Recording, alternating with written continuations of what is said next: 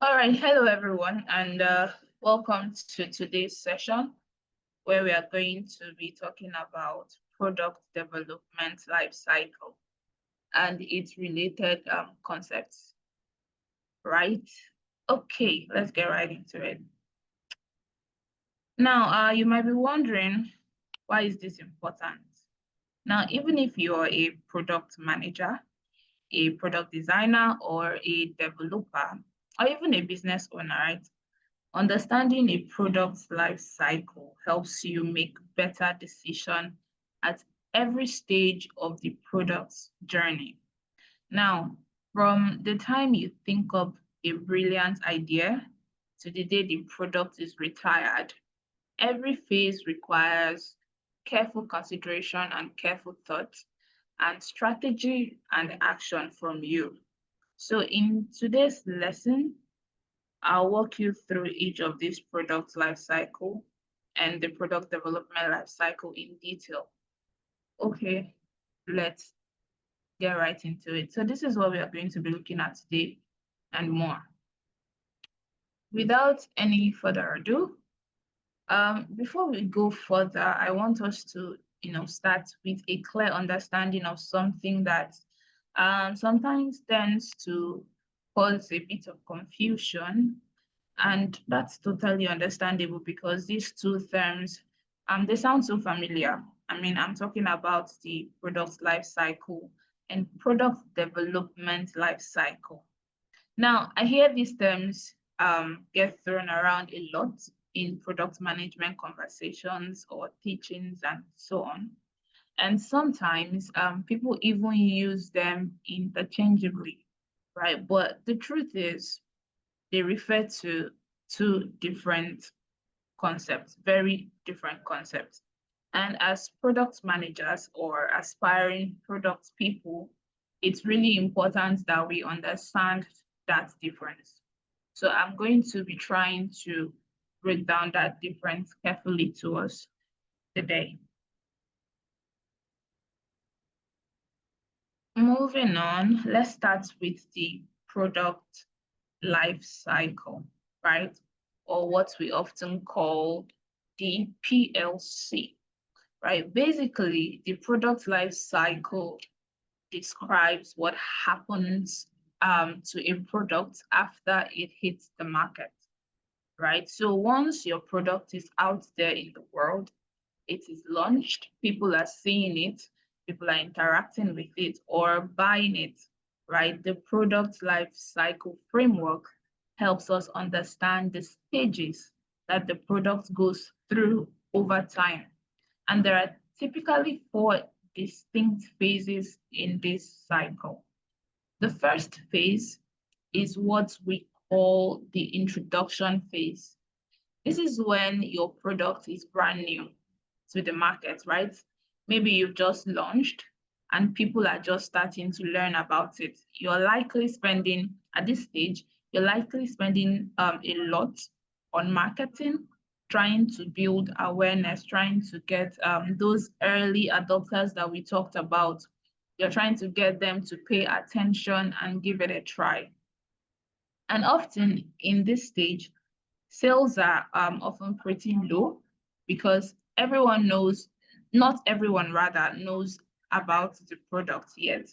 And you're still working to prove the product's value to the masses, right? You're still trying to convince people, okay, this is my product, this is what it does, and so on. You're trying to convince your consumers. And next up, we have the growth phase, right? If your product survives the introduction stage and gains some traction, meaning people start using it or they start recommending it even, talking about it, it moves you into entering the growth phase. This is where sales starts to climb, right? Adoption rate increases and your product is gaining popularity. Competitors may even try at this stage to notice you, notice what you're doing at this point, and you might see some persons we call copycats, right? Or alternative solutions pop out at this stage too. But overall, this is a positive phase, and you can say that your hard work at this point is paying off, right? And then you graduate, you move into the maturity phase. As the word maturity implies, this is when your product has reached its peak, right? It's high up there. At this point, you've captured a large share of your target market, and growth starts to level off. The product is well known, it's established, and most of the customers who were going to buy or use it already have. At this point, you're probably more focused on defending your market position. Maybe you're adding some enhancements, finding more ways to, differentiate from competitors, or working on cost efficiencies because growth at this point has slowed down a bit. At this point, you're like an adult who has gained a foothold in life. You're no longer a daddy's or mommy's little girl, right? You're now an adult. And then finally, you move into the decline phase, right? This is when the product starts to lose market share. Maybe your customers' preferences have shifted or changed, or maybe technology has somehow evolved, or somehow maybe competitors have introduced better solutions, right? Whatever the reason may be, sales start to fall, and eventually the product might be phased out or discontinued altogether. So that is the point of product life cycle in a nutshell. It's all about what happens to a product after it enters the market, how it grows, mature, and eventually winds down, right? But here's the key point. If you've noticed, the product life cycle doesn't tell us nothing about how the product came to be in the first place. It doesn't cover all the work that went into creating it. It doesn't explain the process behind the building of it, the testing of it, the refining it, or all the decisions that shaped what the product became, right? That's the difference. I need you to take note of that. Now, moving on into product development lifecycle, right? The product development lifecycle focuses on what happens before the product is launched. It's the process of bringing a new idea to life, the process of turning ideas into an actual product that you can launch into the market. This is the product development lifecycle. You can think of it like this.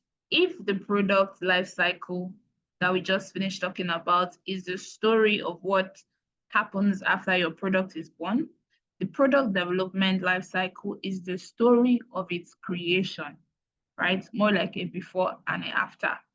Now, the PDLC, product development lifecycle, walks us through all the steps required to take an idea. Maybe it starts as just a concept or even a problem, right, that needs solution and develops into something real and tangible that you can put in front of customers. The goal here is to basically reduce risks, to make sure you're building the right thing, and to maximize your chances of creating something that will succeed once it reaches the market. Okay. So when we talk about the product development lifecycle, we are basically talking about stages like ideation or brainstorm, research and define, validation, development, production, launch, and post-launch analysis. Each of these stages, they play a very, very critical role in shaping the final product and making sure it aligns with customer needs, right? That it closes a market gap and it also advances your business goals, right? And this is important because without a solid product development life cycle, without that structure guiding you through the building process, it's easy to waste time. It's easy to waste your resources and energy on products that just won't work in the real world, right? Now, to summarize what we just said, the difference between the two of them, the product life cycle focuses on what happens to a product once it is launched and how it performs in the market over time. While the product development life cycle focuses on the journey of creating the product, everything that happens before the launch to make sure the product is well designed, well tested, and ready for success. So when you think about your role as a product manager, you need to be aware of both. You'll be involved in the PDLC, guiding the team through the creation process, but you'll also be thinking ahead to the PLC, planning how you support the product through its growth, maturity, and eventual phase out, right? So both are parts of the bigger picture of product management, but they focus on different parts of the product's journey. I hope we're still together. Now, moving on to the product strategy pyramid. Having said that, let's look at this pyramid. The product strategy pyramid is a framework that illustrates how a product's long-term vision connects to the specific plans and actions needed to achieve it. As you can see, at the top of the pyramid, we have the vision, right? Supported by the mission. Beneath lies the product strategy and so on. Now, let's start with product vision, right? By definition, vision is the ability to think about or plan the future with imagination or wisdom. It captures the long-term aspiration of your product and company, offering purpose and inspiration, not just to the product, right, but to all stakeholders involved in the product. You can say a vision is like a guiding star that directs your product's journey. You can say that. Now, contrary to popular belief, a vision doesn't always have to address a world-changing problem right from onset. Sometimes vision stems from your personal experiences, your challenges, your mistakes, your learnings, and a powerful vision could simply be a reflection of a problem that you deeply care about solving or a need that you have personally felt, right? Now you might be asking, do you need a vision to start building a product? Well, in my view, the answer is no. And this is where many might disagree with me, right? The reality is that when you begin building something or doing anything at first, the path is often very, very blurry or murky. You're not seeing clearly. You might just be having, that one burning problem you're passionate about solving. As you start digging deeper, talking to people and, iterating solutions, more clarity emerges and comes to your mind. This so-called big picture often only materializes as you peel back layer of real-world problems and some market dynamics, of course, right? Many founders and builders begin a single pain point, and as they gain insight, their vision takes shape. Now, it takes shape and it evolves from that small little seed that they had in their mind into a comprehensive future picture, right? Note that your vision will evolve. it isn't always like, crystal clear right from day one, and that's okay. The true power of vision is that it motivates you to show up every day. It makes you excited to make progress. Along the line in your career, it serves rather as the unifying force across your team and your product, or even your company, depending on how large you become. It's not it's worth noting that not all product managers are fans of visions and missions and all of that.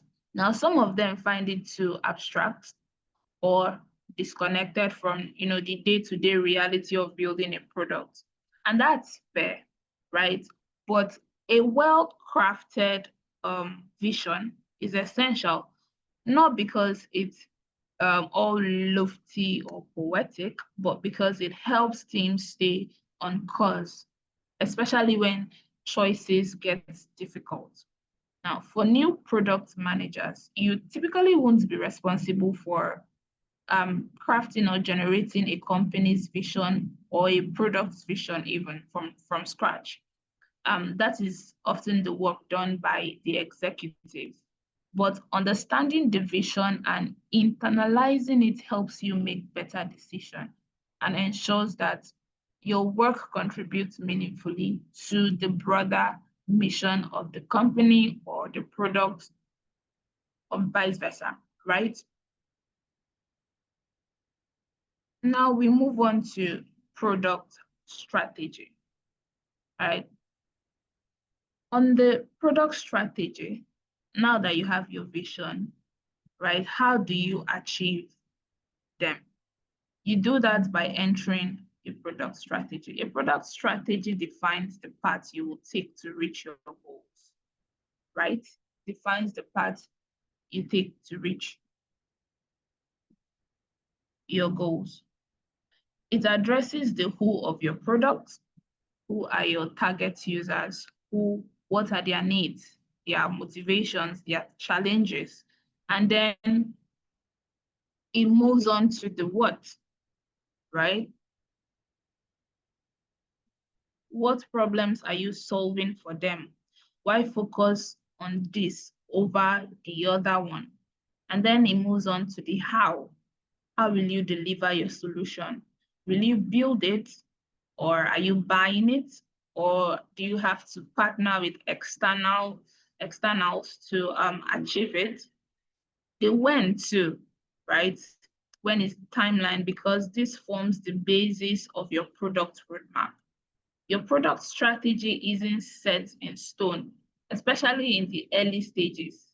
You will experiment, you will gather feedback and iterate, particularly until you find the right product market fit, right? The strategy helps you choose among the many possible paths you could take to ensure your team's efforts are well coordinated.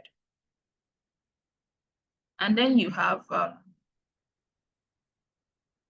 the product initiative, right? Product strategy sets the direction, but initiatives are what drives your action. Initiatives are the major efforts or programs that help bring your strategy to life. Think of initiatives as the big rock you need to move it around to achieve your goals. These initiatives are often large scales, right? They are cross-functional, and oftentimes they span through multiple releases or quarters. For example, launching in a new market or building a new payment platform, rolling out, different types of programs related to your project. Each of these initiatives should tie directly back to your goals and ultimately your vision. They form the core of your product roadmap, and they ensure your team's work is coherent and orderly aligned, right? That's what your product initiative does. And then we move on to product features.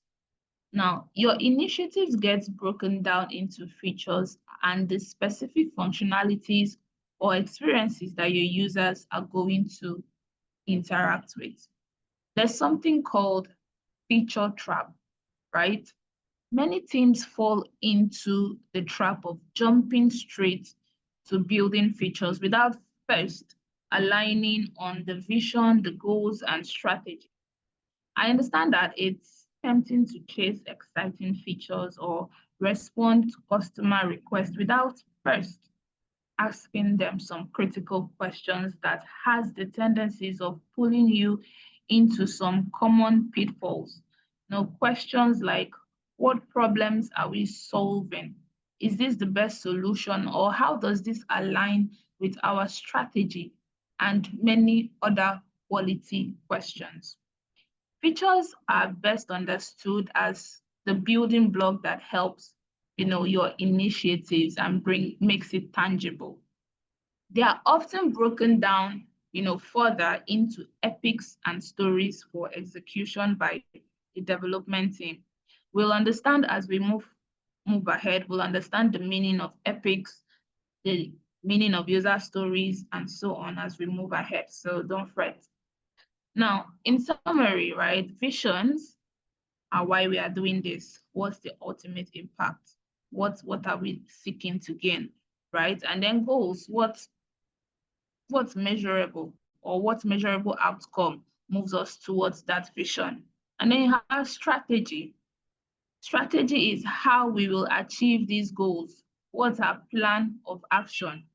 And then you move on to initiatives. Initiatives are what major efforts will bring our strategy to life. And then features. Features are what specific capabilities do we need to build to support our initiatives, right? Each level serves the one above it, ensuring that day-to-day work ties back to a bigger purpose. When teams understand and operate within these hierarchies, they avoid distraction. They stay focused on delivering value and move ahead with more clarity and confidence, right? Now, we are going to be looking at the the pyramid hierarchy. So I know that we are still together. Kindly drop an emoji, give me a reaction on the chat so I know I'm not talking to myself. Okay, thank you very much. Thank you. Only 2 people. Am I safe? Okay. All right. So moving on to the pyramid hierarchy.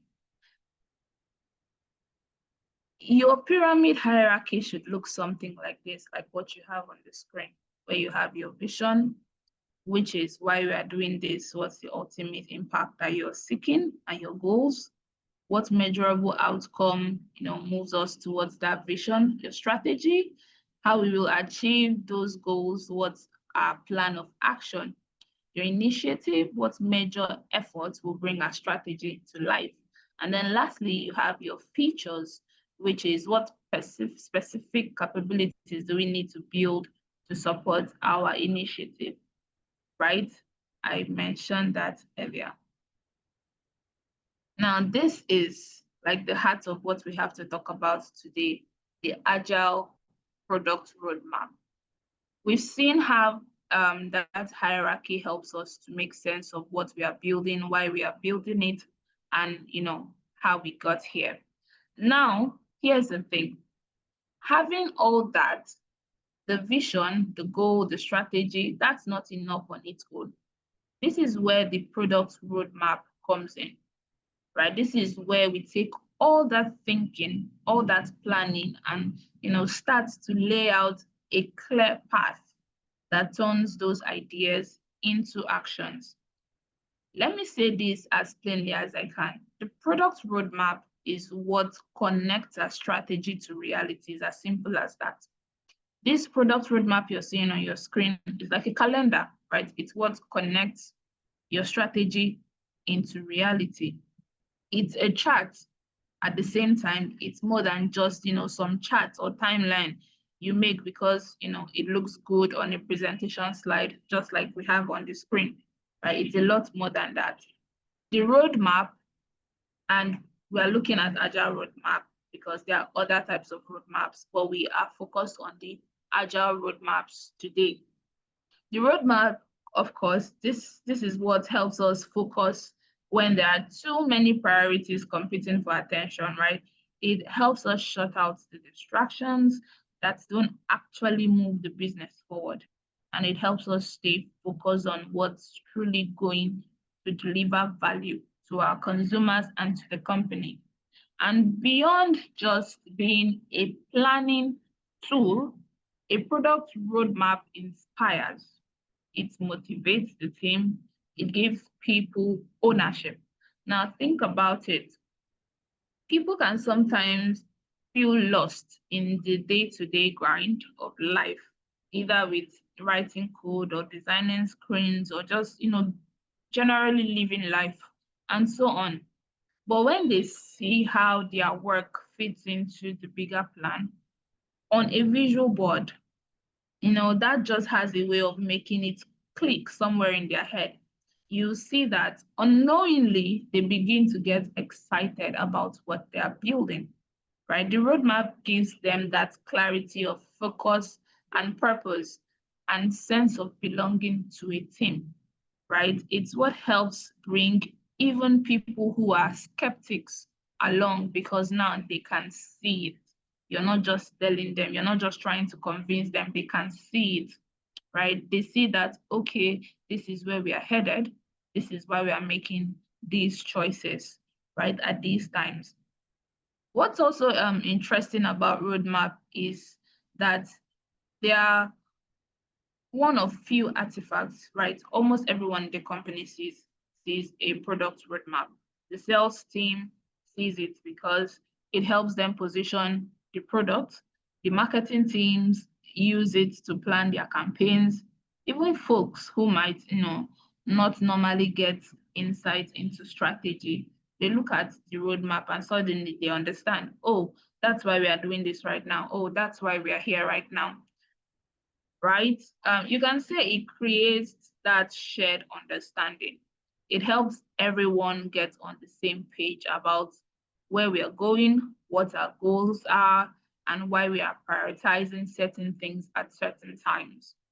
And to be very realistic, without a roadmap, it's easy for, chaos to just take over your team as a product manager. A lot of things will look like it when really it's not. You have lots of other pet projects start sneaking up into your queue. You find yourself burning time and energy on things that don't really matter. The roadmap is here to keep you grounded. It guides you to help you stay focused and make sure all that effort actually drives you and your team towards the outcome you really and actually want with no other side distractions. Am I saying changes cannot happen? No, that is why you have a roadmap. If there's any change, you indicate it, you take one up or you bring the other down. The roadmap is there as a guide. Okay. And now we have the question, who actually owns this roadmap, right? We are creating a roadmap and we mentioned that everybody is seeing this roadmap, but who actually owns this roadmap? Sure, it's a team effort in the sense that we gather input from across the business. We listen to the engineering, we listen to sales, we listen to marketing, customer support, even customers themselves. We listen to all of them, right, to be able to put together the roadmap. But at the end of the day, the project management team, the project manager is responsible for owning it, right? That's important to note because you want collaboration, yes, but you also want clarity. If everyone owns a thing, then it means no one actually owns it. So product manager takes on that role of creating it, keeping it up to date, and making sure it reflects the vision and strategy we are working towards. And how do they do that? They start by really understanding the big picture. What are the strategic objectives of the company? What's the product role, right, in that bigger mission? From there, they define the key themes, which is basically finding out the themes focus on a certain point, right, in the product life. Then go into the backlog and pull out the items that fit in those themes, right? They work with stakeholders to figure out what's going on, right, to have the bigger impact or deliver the best return on investment. And as they piece it together, they're checking in with implementation teams to make sure the plan isn't just ambiguous, but it's also realistic for them to build. And once that is done, they don't just, lock that roadmap in a file, right? It needs to be shared and socialized. As product managers, it's our job to shop it around, get feedback, make sure people are bought in. Because at the end of the day, while it takes a village to build great products, it also, the roadmap makes sure that the village is building in the same direction, rather, for lack of a better analogy, right? While it takes over 100 people to build a product, you still need a small set of people to be able to prioritize some things. Now, I'm going to give us some steps to building our first product roadmap. Sorry, today's class is going to be a bit brief, right? To building a first product roadmap.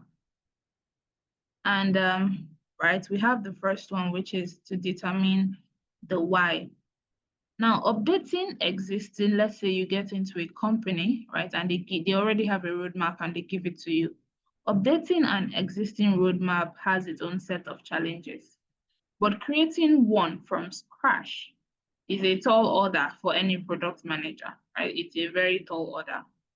There's so much to include. It can be hard to know where to start sometimes. Now, let's move into how we actually build that first roadmap.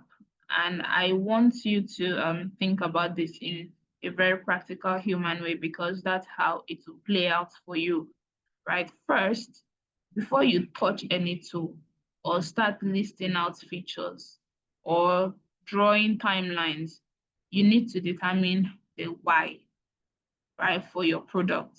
And I don't mean a vague idea you have in your head. I'm talking about the real strategic reason for the product's existence.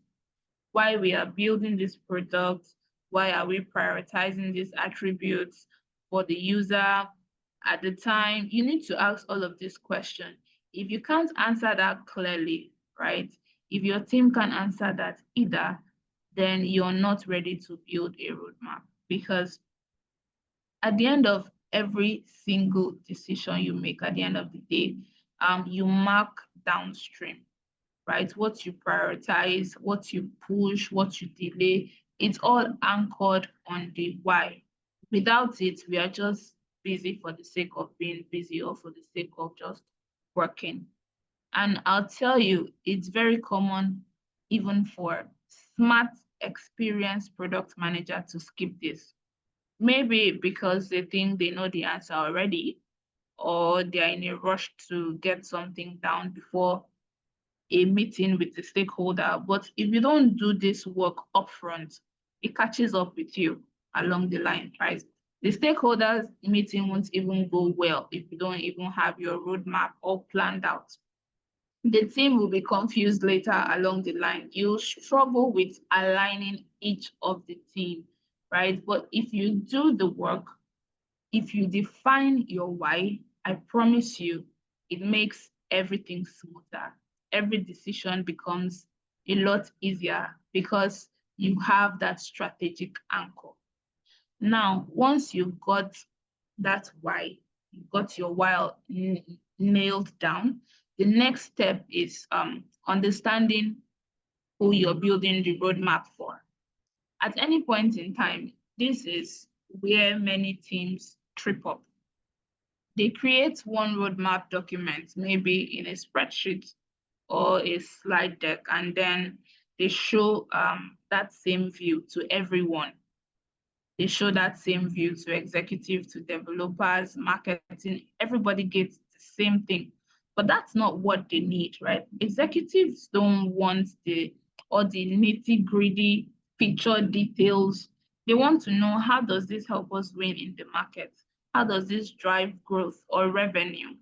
Right? On the other hand, when you're sitting with your development team, they're not thinking about revenue in that moment. They want clarity on the work.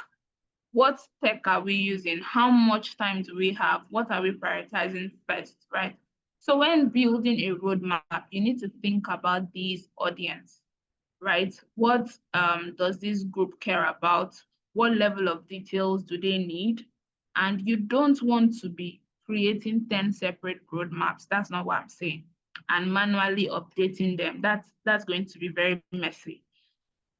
And it will lead to confusion. This is why the right tool matters, right? Sometimes that lets you create custom views, so you're always showing the right thing to the right people at the right time without the headache of juggling versions. Next, once you've got the why clear and you understand your audience, you start building the actual roadmap. And here, I want you to resist the temptation to jump straight into features. Now, start with big themes. What are the key strategic priorities? What's the story we are telling, about this product, and what story is it going to keep telling over time? Lay those ones down first. Then within those themes, right, you can layer in your epics, and then if it makes sense, break those down into features. If it makes sense to you, break those down.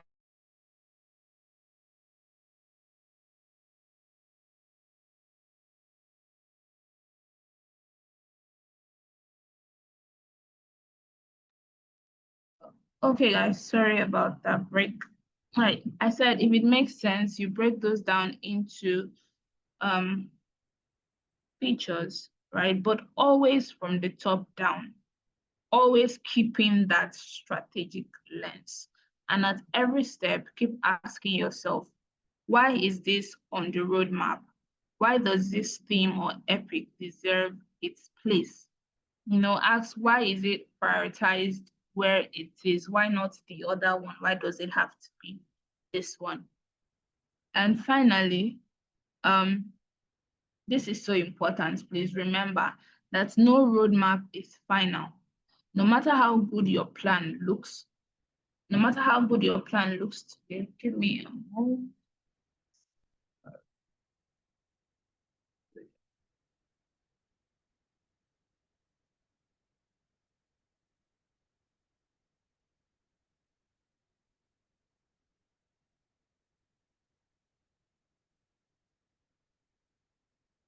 All right. No matter how